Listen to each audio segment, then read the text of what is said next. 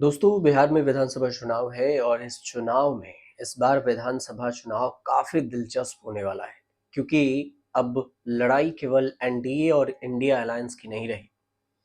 अब की बार कई और भी पार्टियां चुनाव लड़ने वाली है, जिससे कई बड़ी पार्टियों को वोट बैंक खिसकने वाला है। पहले प्रशांत किशोर अपनी पार्टी लेकर आए और फिर पूर्व आईपीएस शिवदीप लांडे ने अपनी पार्टी लॉन्च की। और इसके बाद अब जो नई पार्टी आई है वो ईआईपी गुप्ता की पार्टी आई है, भारतीय इनकलाब पार्टी इन्होंने लेकर आई। प्रशांत किशोर की पार्टी एमएलसी और विधानसभा उपचुनाव में अपना दमखम दिखा चुकी है, जो ज्यादा असरदार नहीं रहा। और अब परीक्षा है शिवदीप लांडे की पार्टी और आईपी गुप्ता की पार्टी भारतीय इनकलाब की। आईपी गुप्ता बिहार के सियासत के नए चेहरे नहीं हैं, वो बहुत पुराने हैं, बस नई पार्टी के साथ आए। गांधी मैदान में महारैली कर आईपी गुप्ता ने माहौल पूरा बना दिया और इतनी भीड़ जुटा लिए जितने जन स्वराज प्रशांत किशोर की भी रैली में नहीं जुटी। अब अखिल भारतीय पान महासंघ द्वारा गांधी मैदान में हाको रथ जो उन्होंने निकाला, अखिल भारतीय पान महासंघ ने गांधी मैदान में हाको रथ हम पान है एक पान आंदोलन महारैली इसका नाम दिया, इसका आयोजन किया, जिसकी अध्यक्षता आईपी गुप्ता ने की। और इस अवसर पर एक नई राजनीतिक पार्टी इंडियन इनकलाब पार्टी का नामांकन भी किया और इस पार्टी को लॉन्च कर दिया। सबसे पहले समझते हैं कि कौन है engineer IP Gupta. Engineer IP Gupta Congress party के नेता रहे हैं और बीते 7 अप्रैल को उन्होंने पार्टी से इस्तीफा दे दिया था। कांग्रेस के काफी पुराने और प्रदेश स्तर के नेता थे। आईपी गुप्ता बिहार कांग्रेस के एक बड़े नेता के तौर पर जाने जाते थे। कई सालों से वे पार्टी से जुड़े हुए थे और उन्होंने अपने समाज के लोगों के साथ सामूहिक रूप से कांग्रेस से अलग होने का ऐलान किया। इंजीनियर आईपी गुप्ता ने गांधी मैदान में एक रैली को भी संबोधित किया और इस महारैली में लाखों की भीड़ एकत्रित हो गई। तांती ततवा जाति की जो पॉलिटिक्स है, आईपी गुप्ता तांती और ततवा जाति के लोगों की राजनीति करते हैं।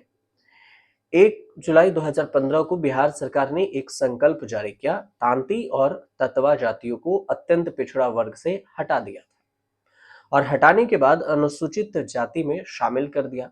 और इस संकल्प के बाद तांती ततवा को भी अनुसूचित जाति एससी का प्रमाण पत्र जारी किया जाने लगा, जिसके आधार पर वे सरकारी नौकरी पाने के लाभ उठाने लगे और फिर मामला सुप्रीम कोर्ट पहुंच गया।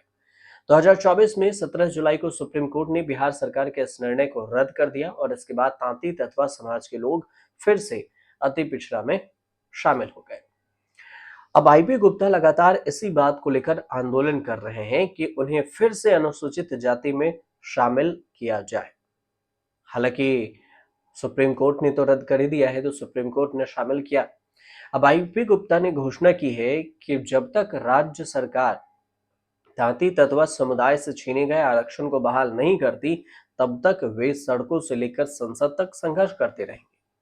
और उनका लक्ष्य है कि तांती समुदाय को उनका अधिकार वापस मिले और उसके लिए वे बिहार के जनता के साथ मिलकर काम करेंगे।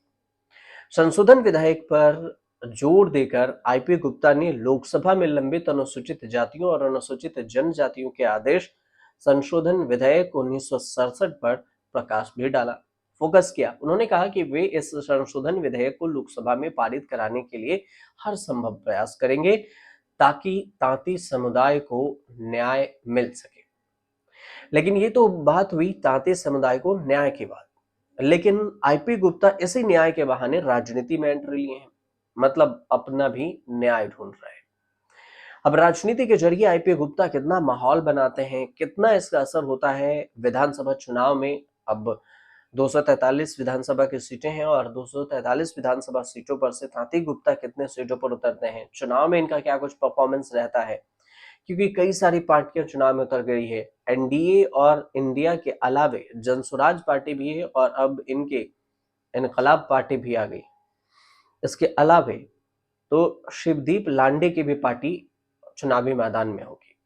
तो अगर इस हिसाब से देखा जाए तो इस बार जो बिहार का विधानसभा चुनाव है वो काफी दिलचस्प होने वाला है।